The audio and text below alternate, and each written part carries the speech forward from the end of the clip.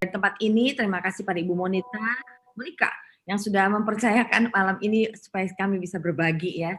Saya melihat ibu-ibu di sini semuanya lumayan sudah usia kita hampir-hampir sama, pengalaman kita pasti banyak, pasti seru. Jadi mungkin saya tidak akan mengajarkan sesuatu yang baru, tapi mungkin sesuatu yang bisa berguna buat kita belajar semua ya. Bisa ditampilkan videonya? Kok videonya? Slide-nya? Siapa yang bantuin saya adminnya? Halo? Oh, no. Oke, perkenalkan sebentar, mungkin udah ada yang kenal dengan saya atau belum kenal saya, nama saya Alexandra, umur saya 57, saya punya suami 1, saya punya anak 2, anak-anak saya sudah usia-usia kerja, saya belum punya mantu, pacar-pacar sudah banyak, tapi anak-anak saya masih single, masih ada di rumah, sedang dalam relationship. Saya sudah lahir baru ikut Tuhan sejak tahun 2000 dan dulu saya seorang wanita karir. Puji Tuhan satu hari Tuhan berkata, saya dengar literally dia bilang kamu you quit today katanya. Jadi saya pun quit ya hari itu juga. Saya senang dengar kesaksian Ibu Yuli tadi karena saya jadi merasa banyak orang juga yang lumayan seperti saya karena seringkali di dunia saya dulu saya dianggap orang gila katanya. Dengar-dengar suara Tuhan kan. Anyway, it's okay ya. Jadi saya dikatakan saya katakan you quit today. Jadi saya sampai nengok ke atas gitu. Siapa yang suruh saya tapi saya dengar suara itu. And I quit, saya resign hari itu juga dan saya mulai meniti satu tangga yang berbeda. Saya belajar banyak waktu untuk mengenal Tuhan lebih baik lagi. Dalam kurun waktu sekian tahun hari-hari ini saya dipercaya saya adalah salah satu dari anggota Dewan Pembina LPMI, ada 3 bersama dengan Pak Nus Reimas, dengan Dennis Firmansyah, sudah sejak tahun 2010, Lembaga Pelayanan Mahasiswa Indonesia untuk penginjilan mahasiswa dan yang lain-lainnya. Saya juga ikuti beberapa organisasi lokal maupun internasional, itu nggak terlalu penting, tapi saya senang bahwa saya berada di dalam jalurnya Tuhan daripada di dunia ya. Sekian aja deh, yang lain nanti membosankan. Saya sudah menerbitkan sebuah buku namanya The Lamp Unto My Feet. Itu adalah kupasan-kupasan dari apa yang kita baca di grup. Ayo baca Alkitab, setiap hari kita membaca bersama-sama, dan dari buku itu daripada dibuang sayang, jadi kita kupas menjadi satu buku. Perjanjian baru sudah selesai, sebentar lagi kita akan masuk dalam perjanjian lama untuk dicetak. Sekian perkenalan saya. Hari ini saya mempersiapkan sebuah khotbah namanya judulnya Allah atau Ilah. Ya, mengapa judulnya Allah atau Ilah? Karena kita seringkali melihat rancu dalam hal mengikut Tuhan dan itu amat berbahaya karena bedanya beda-beda tipis ya. Kan saya juga ditanya apa maksudmu? Saya dapat judul ini bukan karena saya cari, karena satu hari saya sedang buka Alkitab dan tiba-tiba itu pikiran itu terlintas dalam pikiran saya dan saya tahu itu berasal dari Tuhan dan Dia memberikan saya judul itu Allah atau Ilah. Karena seringkali tanpa kita sadari dalam cara kita menyembah kepada Tuhan, cara kita mendekatkan diri kepada Tuhan itu karena ada motivasi-motivasi yang tidak sejalan dengan kehendak Tuhan. Itu sebabnya berpuluh-puluh tahun ada orang yang sudah berpuluh-puluh tahun ada di gereja, tapi kelihatannya kehidupan mereka begitu-begitu saja. Mereka tidak mengalami Tuhan dalam kehidupannya dengan cara yang apa ya bilangnya yang bukannya bombastis ya, yang secara dengan sangat nyata. Seperti Ibu Yuli itu contoh yang paling baik betapa dalam ketaatan dia mau mendengar, dia berani mendengar dan dia menerima begitu banyak berkat-berkat. Apa yang kata dunia mustahil, apa kata dokter mustahil, ternyata bagi Tuhan kita betul-betul tidak ada yang mustahil. Nah demikian terjadi di dalam gereja kita karena terlalu banyak hal-hal yang juga diceritakan tentang ada yang datang kepada Tuhan, mintalah apa saja maka akan diberikan. Ada banyak orang-orang yang tidak punya pengertian yang benar dan mendalam tentang hubungan mereka dengan Tuhan. Akibatnya, walaupun mereka di gereja, mereka berdoa, tapi ada banyak seringkali doa-doa juga tidak mengalami breakthrough gitu, secepat, sehebat, sesuai dengan kehendak mereka. Dan kita kadang-kadang suka bertanya, kenapa ada orang-orang seperti itu di gereja bertahun-tahun dicekokin firman, ada komsel-komsel dari Senin sampai Sabtu, harus Minggu di gereja lagi. Zaman dulu kita masih bisa pergi ke gereja, tentu saya sekarang sudah tidak bisa. But tetap hari-hari ini saya merasa malah kita bisa makan lebih bebas lagi ya, masih pakai daster, kita bisa dengar YouTube dari manapun dan it's sangat memberkati. Nah, apa yang membedakan? Ada apa? Kenapa ada sebagian orang di gereja yang benar-benar mengalami breakthrough, ada juga yang tidak mengalami apa-apa. Dan buat saya bukan saya sedang menghakimi, tapi saya juga menanyakan itu kepada Tuhan. Why gitu? Kenapa Tuhan? Kenapa? Karena sejak hari pertama saya ketemu Tuhan tuh rasanya wow, dunia saya diporak-porandakan, sepertinya seru banget. Banyak hal itu terbuka segala sesuatu gitu. Dan Tuhan menjawab saya dengan suara yang lembut, cuma berkata begini, karena banyak dari mereka yang tidak mengikut Tuhan dengan sepenuh hati. Perkataan ini mungkin agak sulit untuk dicerna. Mungkin ibu-ibu jangan tersinggung, jangan marah, tapi ini terjadi. Saya tidak sedang membahas tentang kita specifically, tapi itu yang terjadi. Banyak orang mengikut Tuhan karena hanya mencari sesuatu jalan keluar, mencari sesuatu jawaban-jawaban dari doa-doa mereka. Tidak salah. Tidak salah, memang Tuhan adalah Bapa, itu adalah tempat di mana kita meminta. Tapi kalau segala sesuatunya akhirnya kalau saya datang kepada Tuhan hanya untuk sesuatu yang demi saya, maka kita akan karena kalau kita tidak mengikuti Tuhan dengan sepenuh hati, kita tidak akan mengejar firman, kebenaran, mengejar kebenaran. Ada apa sih dengan kehidupan ini? Kita tidak mengerti apa sebabnya kita hidup, untuk apa dan sebagainya, hal-hal pertanyaan-pertanyaan sederhana, tapi itu adalah pertanyaan-pertanyaan yang dulu saya pernah pertanyakan karena saya dari kecil umur 4 sudah ada di gereja. Ya, di gereja, tapi saya merasa gereja ya tempat saya cuma seperti sebagai seorang pengunjung. Walaupun saya jadi Miss Dinar, Natal, Paskah semua heboh gitu. Tapi saya tidak punya pengalaman maupun kehidupan hubungan pribadi dengan Tuhan ya. Dan setelah saya ini 20 tahun saya ikut dengan Tuhan, saya mengikut Tuhan, saya belajar, diajar, dihajar, ditegur, dikuliti di ruang doa. Jadi intinya yang saya tangkap adalah bahwa segala sesuatunya adalah apakah sungguh-sungguh, jawaban dari segala pertanyaan saya, apakah kita sungguh-sungguh mengikut Tuhan dengan sepenuh hati. Artinya kita juga betul-betul bukan hanya tahu, bukan hanya ikut, bukan hanya baca, tapi betul-betul menghidupi firman-Nya dalam hidup kita sehari-hari. Seperti juga dengan Ibu Yuli, kalau dia bisa bicara, ada keajaiban yang seperti itu yang mustahil.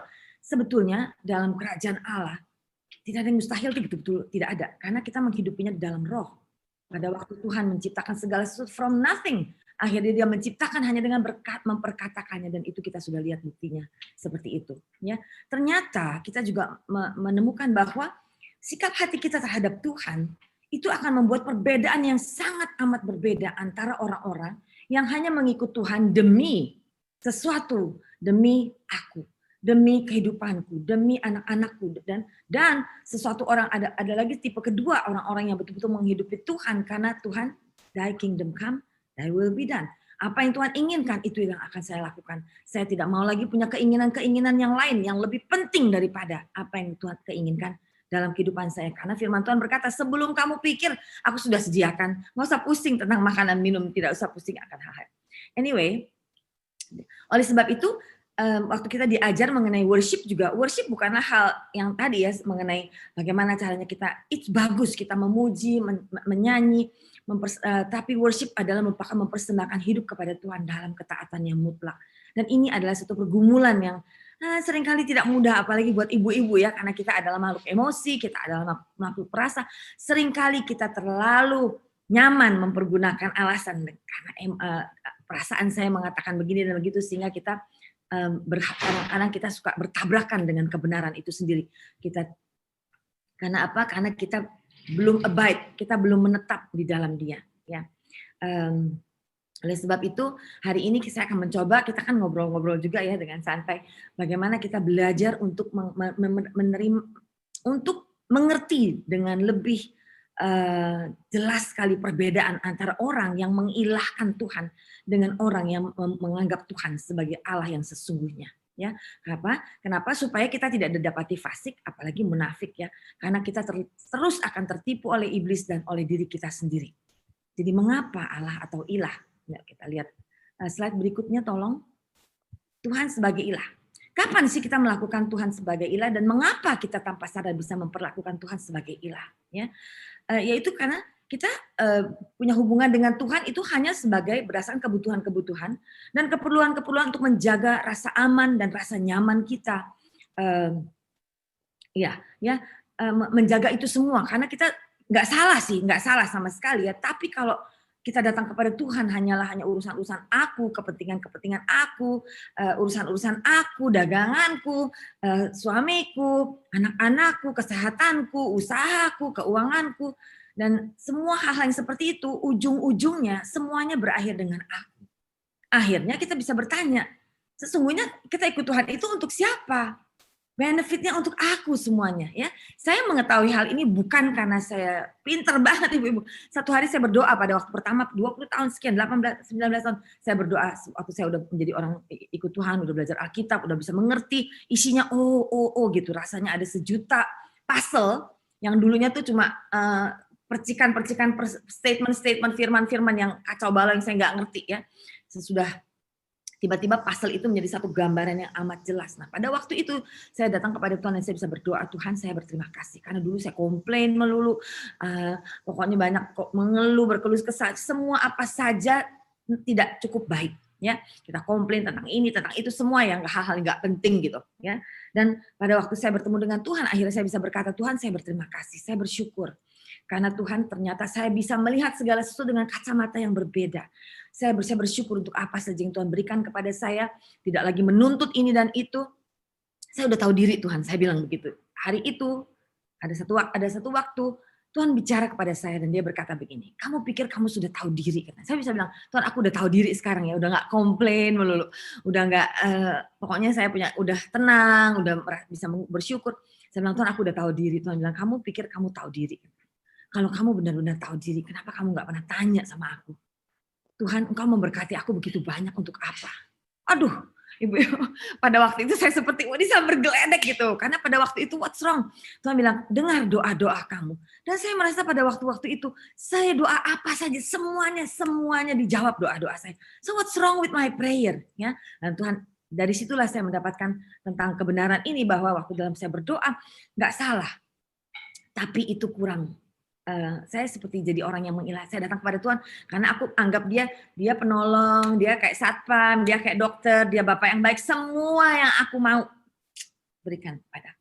Ya, akhirnya kita tahu bentuk penyembahan itu kita sedang menyembah siapa? Siapa yang harus kita senangkan setiap saat?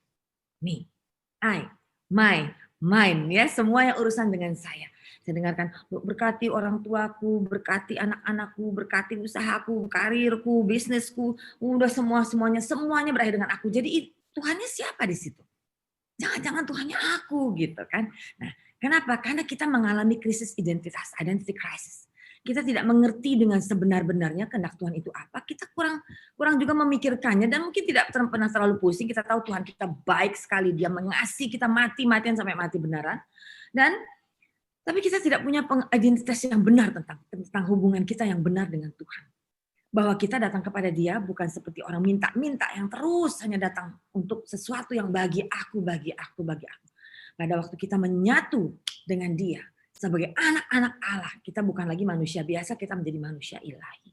Pada waktu kita menjadi manusia ilahi, keajaiban, spiritual things itu bukan sesuatu yang terlalu hebat. Harusnya kita membangun iman kita begitu rupa iman percaya kita sampai itu terus hari demi hari kita bisa sampai pada satu tahap di mana bukan lagi kita minta kepada Tuhan karena kita mengerti apa saja yang Tuhan berkata gini, Lukas 10:19 kalau nggak salah, dia berkata, kepadamu telah kuberikan segala kuasa, segala otoritas. Kita sudah buktikan tadi dari kesaksian Ibu Yuli, dia berdoa, dia memperkatakan, dia menolak yang negatif, dia memperkatakan yang amin. Apa saja, firman Tuhan di Ayub 22:28 berkata gini, whatever you shall declare, apa saja yang engkau perkatakan, yang engkau deklarasikan, engkau nyatakan dan perkatakan, it shall be established for you. Itu akan dijadikan dari tidak ada sampai jadi ada. Hari ini saya senang banget karena kesaksian ini pas banget. Dari tidak ada janin, tidak ada apa kata dokter, tapi waktu ibu itu memperkatakan dengan iman. Maka apa yang tidak ada, it shall be established. Established itu bahasanya lebih baik daripada bahasa Indonesia. Bukan hanya sekedar dijadikan, tapi dikokohkan begitu rupa. Sehingga dari tidak ada, bukan hanya diadakan, tapi pun dikokohkan. Maka itu kita lihat akhirnya baby kembar itu so beautiful. Look, lihat dua-duanya dari begitu kecil, 1 kilo paling seberapa. Tapi kalau Tuhan berkata ada kehidupan, aku memberi hidup, maka jadilah. Demikian kita dipanggil untuk menjadi orang-orang yang seperti itu. Jadi keajaiban harusnya bukan lagi sesuatu yang once in a blue moon. Itu harusnya terjadi, tapi tergantung daripada seberapa banyak kita mau melakukannya, mau mempraktekannya, mau menjadikannya satu kebiasaan, satu norma dalam kehidupan kita. Ya, waktu kita mengejar identitas di dunia, banyak orang hari-hari ini kita bisa lihat di antara teman-teman kita. Identitas kita hari ini bukan lagi di set up oleh Tuhan. Ya, kita sebanyak dari kita lupa Tuhan itu memanggil kita, menciptakan kita, memanggil untuk jadi apa. Tapi identitas kita sekarang, kita harus sejajar dengan apa yang ada di dunia. Kadang-kadang banyak orang kebingungan hari ini, ya. Dan kasihannya yang kebingungan itu bukan hanya orang-orang di dunia, tapi anak-anak Tuhan pun kebingungan, ya. Apa sih yang kita masih butuh pengakuan dari dunia. Kita butuh pujian-pujian, pokoknya kita butuh pengakuan dari dunia deh. Kadang-kadang kita juga masih terus beradu ini, hal-hal yang sebetulnya baik kalau kita miliki ya, tapi itu tidak ada nilainya. Tidak ada yang kita bisa bawa kepada Tuhan, karena Tuhan, apalagi zaman COVID begini ya, pada saat kita orang yang butuh akan pengakuan dari dunia, maka pada zaman hari-hari ini semua kenyamanan, keamanan, banyak orang sedang diguncang. Hubungan-hubungan sedang diguncang, keadaan-keadaan sedang diguncang, karena saya percaya bahwa Tuhan pakai COVID ini untuk memvaksinasi dunia. Karena dunia sudah begitu terlalu jauh berjinah. Manusia sudah terlalu jauh berjinah dengan dunia. Terlalu jauh. Mereka begitu berani, begitu bebas, melakukan berbagai hal. Karena apa? Kita kehilangan identitas kita dinyatakan oleh apa yang kita pakai, apa yang kita miliki. Kita menikah dengan siapa, kita punya apa gitu. Sedangkan dan kita tidak pernah mentanyakan kepada Tuhan, Tuhan, waktu Engkau memberikan aku ini, Kau taruh aku di sini, untuk apa Tuhan? Ini kita nggak kepikir untuk melakukan hal itu ya. Jadi akibatnya dunia kita itu begitu labil, tergantung dari apa kata orang, tergantung dari apa kata keadaan, tergantung daripada apa yang komentar-komentar orang di sekitar kita. Yang mana sebetulnya tidak terlalu penting. Yang kita harus dengar adalah perintah yang perlu kita dengar adalah siapa identitas kita di hadapan Tuhan. Waktu Tuhan berkata, anakku engkau, maka kita percaya kita anak Tuhan. Waktu Tuhan berkata, Tuhan berkata, aku mampu melakukan ini dan itu bersama aku, tidak ada yang mustahil. Apakah kita percaya? Ya, jadi itu adalah kalau kita mengalami krisis identitas, masih menganggap apa kata orang itu penting, maka from time to time kita punya keadaan akan selalu digoncang-goncang, labil-labil, nggak penting. Ya. Kemudian kedua, pada saat kita menganggap Tuhan sebagai ilah adalah pada saat kita juga hidup dengan segala keegoisan kita. Tadi kita sudah bahas ya, semuanya tentang aku. Ya, jadi kadang-kadang dan kita punya fokus tetap walaupun kita ada di dunia, walaupun kita hidupnya dalam pelayanan, kadang-kadang dalam gereja, tapi tetap pada saat semua hal-hal ini masih penting bagi kita, bahwa kita hidupnya hanya fokusnya kepada kita tanpa sadar, fokus kita hanya kepada dunia, apa yang bisa dunia puaskan kepada kita. Manusia tidak pernah puas, ibu-ibu. Ya, kalau kita diberikan sesuatu maka itu karena kita memiliki hal yang mata kita tertuju kepada dunia, kita melihat di dunia dari semua, kita lihat orang lain begini, kita mau lihat itu, kita mau apa saja yang orang lain punya, kita harus memilikinya, dan itu menjadi masalah besar dalam kehidupan kita ya. Akhirnya fokus kita hanya kepada dunia dan Tuhan itu betul-betul hanya sebagai ilah. Kalau aku mau ini, Tuhan aku minta dong, si ini diberi ini. Aduh, pokoknya kita seperti anak-anak ya. Jadi segala sesuatunya tidak pas dengan apa yang kehendak Tuhan. Pada waktu Dia memberkati kita dengan berbagai hal, kita harusnya bisa bertanya kepada Tuhan, untuk apa itu semua? Ya, untuk apa diberkati? Untuk apa? Karena semua orang di dalam tatanan masing-masing, di dalam society kita ditaruh di mana, itu kita punya tugas masing-masing sesuai dengan kehendak Tuhan. Nah, kalau kita tidak menyadari akan hal ini, kita berjalan terus dengan keinginan-keinginan kita sendiri, keinginan-keinginan manusia membawa kita ke dalam kebinasaan. Ya, oke. Yang ketiga, mari kita lihat fokus. Nah, kita terlalu fokus kepada dunia. Kita slide berikutnya. Ini ada ayat-ayatnya yang cukup bagus. 1 Yohanes 2, 15-17. Saya yakin ibu-ibu semua sudah pernah baca ayat-ayat ini. Kita ulang lagi sekali. Janganlah kamu mengasihi dunia dan apa yang ada di dalamnya. Ya, semua gemerlap dari dunia. Semua prestasi, status, posisi, rumah mewah sebuah. Ya. Semua yang ada di dalamnya, termasuk apa saja deh pokoknya. Jikalau orang mengasihi dunia, maka kasih akan Bapa tidak ada. Bukannya berkurang, tidak ada di dalam orang itu. Ya, tidak ada. Ini Tuhan yang mengatakannya. Sebab yang ada di dalam dunia yaitu keinginan daging, keinginan mata, serta keangkuhan hidup, bukanlah berasal dari Bapa melainkan dari dunia. Dan dunia ini sedang lenyap dengan keinginannya, tetapi orang yang melakukan kehendak Tuhan tetap hidup untuk selama-lamanya. Mari kita lihat sedikit lebih dalam tentang hal-hal ini. Kita bisa lihat di sekitar kita, mengapa kita harus belajar untuk sadar akan hal ini, karena hidup penyembahan kita kepada Tuhan amat tergantung dari hubungan kita ini. Apakah Tuhan sebagai Tuhan dalam kehidupan kita menetapkan langkah, menetapkan segala hal, menetapkan pikiran kita, menetapkan semua keputusan-keputusan kita, walaupun benefitnya bukan untuk kita, keuntungannya sama sekali tidak ada urusan dengan kita kadang-kadang, karena akan sangat bahaya kalau kita salah kaprah dalam hal ini. Ya, apakah kita memperlakukan Tuhan sebagai Allah atau sebagai ilah? Kita selama ini kalau saya lihat, kalau kita mau jujur, kita semua, apakah di dunia yang di luar gereja, dunia di dalam gereja, anak-anak Tuhan kita, one way or the other, kita semua telah ada yang setelah berzina juga, bukan berzina, telah juga mengilahkan beberapa hal di dunia. Banyak hal, barang-barang di dunia yang kita juga sukai, bukan? Apakah itu menjadi masalah? Tidak, kita boleh saja, tetapi itu akan menjadi masalah kalau itu menjadi berhala. Ya, saya udah pernah bahas dulu ya, berapa kalau ada orang-orang rasanya kalau tenteng barang ini, pakai barang ini, wah rasanya kepalanya naik lebih tinggi. Ya, apakah benar bahwa dia menjadi orang yang lebih hebat, menjadi orang yang lebih baik, menjadi orang yang lebih kudus, lebih suci, lebih daripada orang lain karena apa yang dipakainya di luarnya?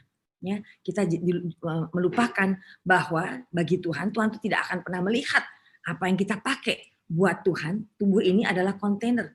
Kita sebagai manusia seringkali terlalu sibuk, dunia sekarang membawa semua orang di dalam, mau warna apapun, mau strata ekonominya dimanapun, mau pendidikannya siapapun, semua dunia dengan segala gadgetnya, dengan segala social media attraction yang dia lemparkan kepada kita semua bertubi-tubi setiap saat, itu membuat kita perlahan tapi pasti kita terlena. Kita lihat orang pakai gitu, aduh cantik ya, kita juga mau. Aduh lihat ini, aduh ini ya, kita juga ingin. Dan pada saat kita tidak bisa melakukannya, kita menjadi minder. Kita menjadi rasa dunia kita runtuh. Nggak perlu kali, nggak usah lebay-lebay begitu kali ya. Tapi itulah yang terjadi, dan saya berharap kalau ibu-ibu Anda sudah terlepas dari semua hal seperti ini, mari kita belajar untuk mengerti sehingga kita bisa mengajarkannya kepada anak-anak kita, mengajarkannya kepada anak-anak muda yang ada di sekitar kita, begitu ya. Kita juga lihat di dunia ini hari-hari ini kejahatan semakin bertambah-tambah. Ya. Mengapa? Karena cinta kepada dunia ini, keinginan daging, keinginan mata, keinginan hidup, keangkuhan hidup karena semua orang kalau mereka sudah bejewel, berpakai segala sesuatunya, mereka keluar dan mereka betul-betul merasa wah. Dan kesiannya ada begitu banyak orang-orang yang terlalu termehek-mehek melihat mereka, padahal kalau mereka memang orang-orang yang diberkati oleh Tuhan, it's okay, nggak masalah ya. Tapi yang salah adalah tidak ada masalah kalau mereka memang diberkati luar biasa dan mereka memiliki. Tapi yang jadi masalah adalah kalau sampai mereka sendirian ataupun bersama-sama dengan suaminya atau bersama-sama dengan partner-partner dagangnya harus mulai menipu dan merampas demi urusan hal ini. Hari-hari ini kita dengar terlalu dahsyat, apalagi zaman sekarang.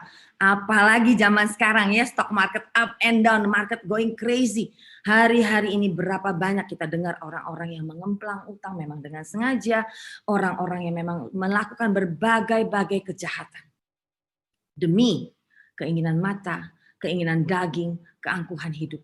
Demi semua orang berkata, kalau memang mereka bisa mendapatkan dengan halal, memiliki itu, is okay. Tapi pada waktu mereka harus menipu, merampas, melakukan berbagai-bagai kejahatan, melakukan berbagai-bagai penipuan, saudara dengan saudara, kakak beradik, orang tua dengan anak-anak, dan yang paling menyedihkan adalah bahwa itu pun terjadi di gereja, di rumah Tuhan. Kecemaran sudah begitu rupa di dalam dunia ini, semakin lama semakin jahat magnitude-nya dalam dunia politik, dunia dagang, dunia apa saja kita sudah betapa kacaunya. Ya, dan secara tidak sadar sebetulnya semua manusia telah jatuh dalam perzinahan dengan dunia. Semua. Dan saya merasa bahwa Tuhan itu izinkan COVID ini terjadi sebagai ya vaksinin dunia. Karena dia harus stop semua. Semua kejahatan-kejahatan ini harus dia stop. Karena kalau Tuhan Yesus datang di dunia, tanpa ada testing and trial time seperti ini, kita semua tidak ada yang kembali. Buat saya ini adalah satu kesempatan bagi banyak orang, dan saya mengumandangkannya di mana-mana. Ambil kesempatan ini. Kalau selama ini kita telah hidup sebagai orang fasik. Orang fasik itu siapa sih? Orang fasik itu ada orang yang tahu kebenaran, tapi tidak melakukannya. Kita berlaku seperti orang fasik. Atau sekaligus seperti orang munafik. Kalau di hadapan Tuhan, di hadapan teman-teman, waduh haleluya puji Tuhan, berdoa bisa luar biasa hebatnya. Berdoa syafaat 3-4 jam setiap hari, tapi dia membiarkan orang-orang suaminya, anak terus melakukan kejahatan demi kejahatan, demi kejahatan, demi apa yang bisa mereka bawa, demi apa yang aku inginkan. Ya, itu jadi masalah banget ya. Biasanya ibu-ibu dengan perhiasannya, kalau bapak-bapak jam mahal, mobil mahal, ada piaraan. Saya nggak bilang piaraannya mungkin kucing, mungkin anjing, mungkin ikan ya ibu-ibu ya. Ya. Jadi aneh ya. Masalah akan mulai muncul pada waktu kita begitu terikat dengan segala keinginan-keinginan kita, dan kita sampai begitu berani demi keinginan kita mulai melanggar segala peraturan-aturan Tuhan.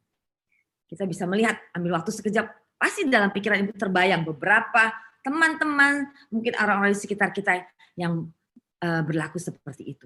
Dan tanpa kita sadari, dalam sekejap, kita sudah menjadi seteru Allah Bapa. Walaupun kita berdoa, walaupun kita ada di gereja, walaupun kita ada di dalam pelayanan. Karena Tuhan berurusan di dalam hati, di dalam spirit kita. Ya, saya tanya, hari-hari ini adalah hari-hari di mana kita tahu secara nyata, apalagi kita tinggal di negara seperti Indonesia, di mana sebelum ada COVID aja orang sudah terlalu banyak orang-orang susah, terlalu banyak orang-orang yang kesulitan. Apalagi setelah COVID, pekerjaan tidak ada, anak-anak harus sekolah dari rumah, segala sesuatu kehidupan diguncang luar biasa. Apakah kita punya hati kepada mereka? Dan ingat, Tuhan tidak sedang mencari berapa kecil atau berapa besar. Tuhan mencari berapa rela hati kita, berapa jauh hati kita mau menolong. Ya, dan itu adalah satu pertanyaan yang harusnya kita tanyakan, Tuhan, waktu Engkau memberkati aku sampai begini banyaknya. Untuk apa Tuhan? Apakah untuk aku beli yang dari 5 mau 10 mau 200 mau 500, atau ada bagian besar, bukan bagian kecil yang sekedarnya. Saya suka melihat banyak kali, karena kita ada dalam pelayanan, banyak pelayanan, banyak orang itu betul-betul hanya kalau betul-betul aku ngomongnya supaya tidak marah ibu-ibu ya. Betul-betul seperti hanya memberi sesuatu yang sekedar aja gitu ya. Padahal hati Tuhan ada pada orang-orang yang sedang kesusahan. Ya. Mari kita belajar untuk discern the time. Waktu ini waktu apa? Waktunya berbenah diri bagi kita. Kita waktunya untuk mengejar kekudusan Tuhan, bukannya justru waktunya untuk berpesta terus, tak ada henti-hentinya, hanya menikmati semua berkat Tuhan untuk diri kita sendiri. Ya. Sudah banyak orang di sekitar kita yang tanpa sadar kita terlalu begitu spend a lot of energy gitu, begitu banyak menghabiskan waktu dan energi usaha kita untuk hal-hal yang nggak ada nilainya.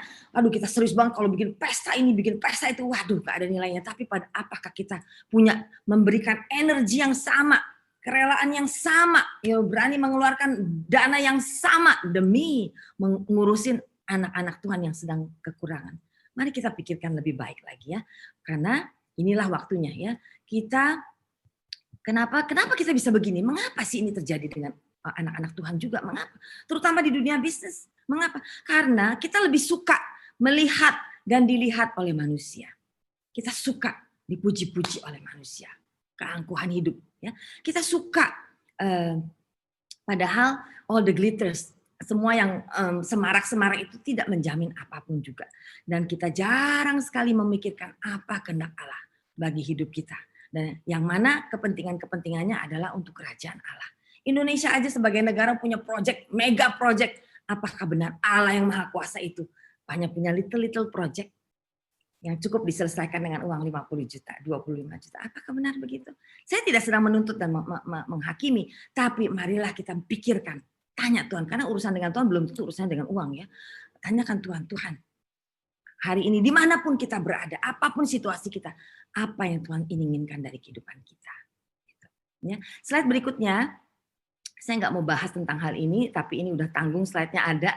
Ini contoh-contoh ilah-ilah zaman ya. Ternyata banyak orang sudah diikat oleh ilah-ilah zaman, terpikat, bahkan dikuasai ya. Tanpa sadar mereka sudah masuk dalam itu. Jadi sudah terikat dengan semua hal-hal ini karena ini semua mendatangkan gitu ya. Nah, jadi buat saya ya apa yang dikatakan sebagai new normal itu bukan urusan social distancing, urusan cuci tangan, bukan. Tuhan sedang memaksa new normal supaya semua orang kembali kepada kehendak Tuhan, kembali kepada jalan yang lurus, tinggalkan dari dunia, terlepas dari jeratan iblis ya. Dan karena kita sudah hidup di ujung akhir zaman ya. Hati-hati, kita ambil waktu untuk terus berbenah diri, belajar sadar dan lepaskan diri dari semua hal. Miliki nggak apa-apa, tapi jangan terikat, jangan sampai menjadi kecanduan dan menjadi hal yang paling penting yang dikejar-kejar, nggak puguh-puguh. Ya, saya mau mengingatkan sedikit. Slide berikutnya ini ada ayat yang kita akan bahas cepat saja, 2 Timotius 3 ayat 1-9, karena ini adalah yang ada di dalam kehidupan kita setiap hari di sekitar kita, makin lama makin gaungnya makin kencang, dan kita bisa lihat siapa dan di mana sedang terjadi di hadapan kita. Ya, ketahuilah bahwa pada hari-hari terakhir akan datang masa yang sukar. Manusia akan mencintai dirinya sendiri. Oh yes, menjadi hamba uang, sangat merampok, menipu, mencuri, merampas, itu sudah terjadi. Kita setiap hari baca di koran banyak ya. Mereka akan membual, menyombongkan diri, menjadi pemfitnah, memberontak terhadap orang tua, tidak tahu berterima kasih, tidak mempedulikan agama itu hanya sebagai kedok saja. Tidak tahu mengasihi, ya, tidak tahu mengasihi, nggak mau mengasihi. Karena Tuhan firman Tuhan berkata begini, kalau engkau mengasihi aku, engkau akan menuruti engkau akan melakukan kehendakku. Kalau engkau mengasihi aku, engkau akan mengasihi sesamamu. Ini tidak terjadi. Tapi mereka malah saling tipu, saling menyakiti, pokoknya ya, saling entah apa lagi ya. Tidak mau berdamai, maunya suka menjelekkan orang, suka bertengkar, tidak mau memaafkan, tidak dapat mengekang diri. Kalau udah marah, garang, tidak suka yang baik. Ya, suka mengkhianat, tidak berpikir panjang, tidak mungkin berpikir panjang karena pikirannya hanya sebatas daging. Ya, hanya urusannya tentang aku saja, maka tidak punya pikiran panjang, tidak pernah memikirkan urusan-urusan yang sampai bernilai kekekalan. Berlagak tahu, lebih menuruti hawa nafsu daripada menuruti Allah. Ya, banyak orang sedang menuju pada kebinasaan akibat hal-hal ini dan itu terjadi kenapa? Karena gitu, lebih mencintai diri daripada mencintai Tuhan. Ya. Slide berikutnya, ini terusannya saya mau teruskan membaca ini. Secara lahiriah mereka menjalankan ibadah mereka, tetapi pada hakikatnya mereka memungkiri kekuatannya. Jauhilah mereka itu. Sebab di antara mereka terdapat orang-orang yang menyelundup ke rumah orang lain dan menjerat perempuan-perempuan yang dikuasai oleh berbagai-bagai hawa nafsu. Yang walaupun selalu ingin diajar, namun tidak pernah dapat mengenal kebenaran. Karena ini jawabannya ada di Hosea 4 ayat 6. Umatku binasa karena kurang pengetahuan, karena mereka menolak pengetahuan. Amsal 13:13. Karena mereka meremehkan firman. Mereka sebetulnya pada waktu mereka meremehkan firman, sebetulnya mereka sedang meremehkan Tuhan. Tuhan nggak penting, Tuhan nggak apa-apa. Tuhan akan penuh kasih, mengampuni, menikmati. Tuhan nggak tahu, mungkinnya Tuhan sedang tertidur mungkin dalam pikirannya.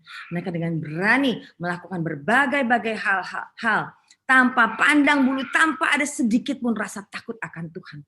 Ya, hari-hari ini amat berbahaya kalau kita sebagai orang Kristen sudah sampai di tahap ini, karena ini sudah waktunya, tidak ada banyak waktu, berbalik, Tuhan masih menunggu ya. Sama seperti Yanes dan Yambres menentang Musa, demikian pula mereka menentang kebenaran, tidak mau melakukan yang benar. Mereka lebih suka memuaskan hawa nafsu mereka. Kalau mereka marah, maka mereka marah. Mereka bisa buang anak, buang istri, buang keluarga, bisa melakukan apa saja ya. Dan firman Tuhan berkata, akal mereka bobrok, iman mereka tidak tahan uji. Ya, ibu-ibu, hari-hari ini adalah zaman COVID di mana banyak kehidupan sedang diguncang. Dan tanpa disadari apapun, ingat firman Tuhan berkata Roma 8:28, segala perkara Allah turut bekerja dalam segala perkara, semuanya tanpa kecuali. Yang enak, yang nggak enak, yang nyebelin, itu semuanya mendatangkan kebaikan bagi orang yang mengasihi Tuhan. Dan itu yang terjadi di sini. Kalau kita baru diuji sedikit, kita sudah langsung guncang hari-hari ini. Kita banyak dengar begitu banyak perceraian mau di mana-mana. Kita hanya mau yang enaknya saja, kita tidak mau terima yang kurang enak. Kita semua sudah berjanji di hadapan Tuhan untuk kita janji nikah, lupa semua. Takut Tuhan, lupa. Tuhan tidak suka perceraian, lupa semuanya. Jadi banyak hal-hal yang terjadi seperti itu. Dan kita menjadi tanpa kita sadari, kita selalu menentang Tuhan, menentang Tuhan, menentang Tuhan. Ya, dan firman tetapi sudah pasti mereka tidak akan lebih maju karena seperti dalam hal Yanes dan Yambres, kebodohan mereka pun akan nyata bagi semua orang. Ini firman Tuhan, ya. Saya sendiri secara pribadi banyak, bukan hanya secara pribadi, maksud saya banyak dengar, saya juga banyak mengalami tentang berbagai pengalaman-pengalaman buruk yang amat mengerikan tentang kejahatan dan kekejaman karena urusan-urusan dengan orang-orang Kristen. Kita kenal siapa mereka, kita tahu cara hidup mereka, kita tahu. Tapi dan kita tahu perbuatan-perbuatan mereka walaupun mereka terlihat begitu kinclong dari depannya, ya. Mereka lupa bahwa what goes around comes around.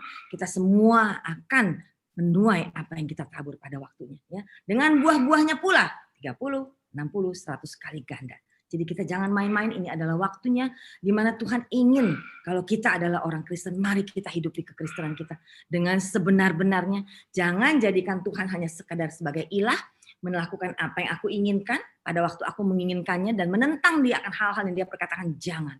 Ya, malah kita sekarang harus mengejar dan mulai betul-betul melakukan segala sesuatu untuk kepentingan-kepentingan Tuhan. Bereskan kehidupan kita. Ya. Oke, berikutnya ini yang harus kita lakukan, bahwa kita memperlakukan God as a Father sebagai Bapa memang, tapi dia juga sebagai Tuhan. Artinya dia jangan dibantah, dia harus diikuti semua perkataan-perkataannya. Tuhan itu bukannya Tuhan yang tidak menjawab doa, but Tuhan Tuhan menginginkan proses. Karena segala sesuatu yang sifatnya instan itu bohong. Banyak hanya 1 hari 2 hari aja cepat sekali terhilang. Tapi Tuhan menginginkan proses, ya. He is a sovereign master. Ibu-ibu, mungkin saya bisa ingatkan bahwa Tuhan pun pada waktu dia menuliskan Alkitab, dia mengambil waktu yang lama untuk mencoba menerangkan tentang siapa dia, apa dia, untuk apa, mengapa, sejarahnya, kenapa, begini dan begitu. Dan memberikan begitu banyak contoh bagi kita, the whole Bible. Untuk kita baca, dia ambil waktu untuk mencoba menerangkan apa kehendak dia, apa karakternya dia, semua dia taruh di dalam Alkitab. Supaya kita manusia yang sempit ini bisa belajar. Tidak hanya baca sekali, tidak hanya baca 2 kali, terus. Karena begitu besarnya, the whole kingdom of segala hal yang berurusan dengan kerajaan itu begitu besar. Untuk kita mau mencoba mencernanya, benar-benar kita harus terus baca. Kalau hari-hari ini kita bukan orang yang membaca Alkitab dan memikirkannya dan melakukannya, maka amat sangat berbahaya buat kita. Ya, akhirnya kita tidak mengerti tujuan Tuhan. Akhirnya kita tidak punya kuasa untuk berperang melawan keinginan diri kita sendiri. Kita tidak punya kuasa. Kita selalu kalah untuk menjadi menang dalam menghadapi semua the lure of the world, ya, semua tarikan-tarikan dari dunia. Ya, kita jangan tidak bisa melupakan identitas kita, bahwa kita adalah anak-anak yang maha tinggi. Kita mengerti bahwa kita adalah anak-anak Allah. Kita tidak mungkin mengasihi dunia dan bermusuhan dengan Bapa kita. Kita harus menjadi anak-anak Allah yang maha tinggi. Dan kita belajar untuk mengikuti apa kata firman. Kalau Tuhan bilang, lakukan ini, lakukan ini, lakukan ini, lakukan. Kalau Tuhan bilang ampuni, Tuhan bilang jangan lakukan ini, jangan lakukan ini, jangan lakukan. Ya, karena kita sebagai seorang anak, di dalam urusan kita dengan Tuhan, itu tidak ada urusannya dengan orang lain. Itu urusannya antara kita dengan Tuhan. Kita harus memiliki identitas kita, bahwa identitas kita tidak menjadi berharga, tidak menjadi lebih berharga karena kita memenuhi kontainer tubuh kita ini dengan bermiliat-miliat. Boleh tapi nggak boleh, tapi itu bukan menjadi satu hal yang paling penting. Karena Tuhan tidak melihat kontainernya. Kontainer ini sebentar lagi, berapa puluh tahun lagi juga habis, from dust to dust, ya, dari tanah balik kembali dari tanah. Tapi Tuhan menginginkan what is inside the container, apa yang ada di dalam kontainer itu. Dia mau menemukan kekasihnya di situ. Ya, jadi berapa pentingnya kita menyadari dan memperhatikan dan melihat dan menimbang-nimbang sendiri, apakah selama ini hidupku telah mengilahkan Tuhan, memperlakukan dia sekedar ilah untuk memuaskan hawa nafsuku sendiri, atau aku benar-benar memuji menyembahnya sebagaimana selayaknya Tuhan, bukan kepentingan-kepentingan aku, tapi kepentingan-kepentingan Tuhan. Amin. Dan kita lakukan dengan hati yang rela, ya. Kedua adalah kita harus belajar untuk sangkal diri. Karena dalam hal mengikut Tuhan pasti kita kalau sudah berpuluh-puluh tahun diurapi oleh dunia ya dengan segala gemerlapannya itu, kita mau memisahkan diri dan masuk ke kerajaan Allah. Tuhan dan dunia itu dua kutub yang berbeda. Dan kalau kita harus memisahkan diri dari satu dan pindah dengan yang lain tanpa sangkal diri, kita nggak mungkin bisa menang. And yang lebih penting lagi, we have to fight our own devil. Kita harus perangi semua kecenderungan kita untuk berdosa.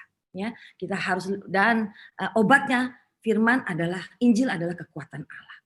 Kalau kita mau berperang melawan dunia, melawan keinginan-keinginan dunia yang begitu kuat menarik kita, kalau kita tidak sedang melakukannya dengan kekuatan ilahi, maka kita akan terhilang dengan mudah. Karena manusia, kekuatan kita apa sih? Kita hanya debu. Ya, dan kita melawan tipuan-tipuan dari iblis di balik itu semua, yang mana dia tuh udah the old dragon, dia sudah ada di situ berabad-abad sebelum kita ada. Umur kita berapa sih? Itu enggak, ya. Karena itu, dan caranya bagaimana? Kita harus menghidupi kebenaran firman Tuhan. Karena kita harus hidup dengan berpadanan dengan firman di Efesus, ya. Karena apa? Harus ada bedanya. Harus ada bedanya antara anak-anak Tuhan dengan anak-anak dunia. Kalau hari-hari ini kan saru kita, anak Tuhan, anak dunia, podo wae katanya, ya, dalam berbagai-bagai hal. Dalam kalau kita bahas nanti kita nggak selesai, ini sudah mesti selesai ya. Ada begitu, ya udah. Saya mau tutup dengan hal ini. Kenapa ini 2 slide terakhir kita cepat aja. Saya mau mengingatkan karena konsekuensi dari ketidaktaatan ini, ada firman yang mungkin belum terbaca, tapi mari kita baca hari ini, Ibrani 3 ayat 10-11. Dia berkata begini, konsekuensi dari ketidaktaatan dan tidak menghidupi firman dan tidak mentaati firman Tuhan adalah, itulah sebabnya aku murka kepada angkatan itu dan berkata, selalu mereka sesat hati dan mereka tidak mengenal jalanku, sehingga aku bersumpah dalam murkaku, mereka tak akan masuk ke tempat perhentianku. Tidak ada damai sejahtera bagi orang jahat. Orang jahat itu bukan, orang jahat itu di hadapan Tuhan, orang yang mengasihi. Tuhan membuat definisi orang yang mengasihi. If you love me, you will do my commandment. Kalau engkau mengasihi aku, engkau akan melakukan perintah-perintahku. Dan kalau orang yang tidak melakukan perintah-perintahnya di hadapan Tuhan, itu diperkatakan the wicked, orang jahat. Dalam bahasa Indonesia kurang baik. Ya. Waktu saya baca ayat ini yang membuat, ayat ini dulu membuat saya menetapkan hati. Apapun ceritanya, apapun ongkosnya, whatever it cost me, apapun, saya harus dan mau melakukan firman Tuhan. Karena saya tidak mau, saya nggak suka panas, saya nggak mau berada di tempat yang terpisah dengan Tuhan. Berikutnya 1 ayat lagi terakhir, Ibrani 3, 18-19. Dan siapakah yang telah ia sumpahi bahwa mereka takkan masuk ke tempat perhentiannya? Bukankah mereka yang tidak taat? Dan inilah hukuman itu, terang telah datang ke dalam dunia, melakukan berbagai pekerjaan yang dahsyat, menderita begitu banyak, tetapi manusia lebih menyukai kegelapan daripada terang, lebih menyukai gemerlapnya dunia daripada terang itu, sebab perbuatan-perbuatan mereka jahat. Saya merasa bahwa waktu Tuhan menyatakan firman ini pun dengan hati yang sangat hancur. Aku telah melakukan semua pengorbanan yang harus aku korbankan demi keselamatanmu, tapi ternyata setelah aku selamatkan, aku bayar harga gitu mahal, aku hancur di kayu salib, semuanya itu. Tetap engkau menolak aku. Engkau lebih suka kepada hal-hal yang datang dari dunia. Ya, jadi betapa pentingnya hari-hari ini. Saya mau tutup dengan perkataan ini saja. Slide-nya kita nggak usah keluarkan. Apa sih kehendak Tuhan dalam kehidupan kita? Hari-hari ini terlalu banyak contoh-contoh orang Kristen yang begitu menyesatkan. Mereka bahkan sudah sampai ke generasi muda yang mereka melihat, oh om ini, tante ini, itu, mereka melakukan begini, baik-baik aja tuh kayak keadaannya, makin kaya malah, ya. Dan anak-anak generasi muda ini bisa mulai melihat bahwa, hey, ternyata it is okay untuk mencuri, it is okay untuk melakukan kecurangan, it is okay untuk berzina, it is okay untuk menipu dan ini dan itu dan segala macam yang lain. Ya, dan karena mereka melakukan itu, karena mereka menginginkan apa yang dimiliki oleh orang-orang yang menjadi contoh ini. Tapi apakah benar mereka menjadi contoh? Ibu-ibu, kalau Anda ada di full gospel, saya kenal Ibu Hana, Pak Adian, betapa mereka adalah orang-orang Kristen yang betul-betul menghidupi kekristenan mereka dengan serius, bukan lagi untuk mereka semuanya, ya. Maka Anda memiliki pemimpin-pemimpin, bukan hanya mereka, dan I'm sure ada kepemimpinan di full gospel itu begitu luar biasa. Kita dipanggil Tuhan untuk menjadi contoh hari-hari ini. Apa sih yang Tuhan inginkan dari kita? Tuhan hanya butuh hari-hari ini. Dia butuh orang Kristen yang benar-benar menghidupi kekristenan dengan sebenar-benarnya. Udah itu aja deh. Tanpa kepalsuan, tanpa kemunafikan, tanpa perjinahan dengan segala dunia. Ya, boleh nggak kelihatan bagus? Boleh. Boleh nggak kelihatan sangat boleh. Tapi tanpa melakukan hal-hal yang melanggar. Ya, oleh sebab itu saya sudah selesai dengan apa yang mau saya sampaikan. Saya berdoa, perkataan saya tidak sempurna dan amat terbatas, tapi saya yakin bahwa Roh Kudus akan berbicara kepada roh ibu-ibu semuanya, karena ibu-ibu dipanggil untuk mendengar hal ini, dan mungkin bukan hanya untuk diaplikasikan kepada diri sendiri, tapi juga diaplikasikan kepada orang-orang lain yang ada di dalam your sphere of influence, ada di dalam sekitar Anda dimanapun Anda berada. Terima kasih, Tuhan Yesus memberkati. Terima kasih.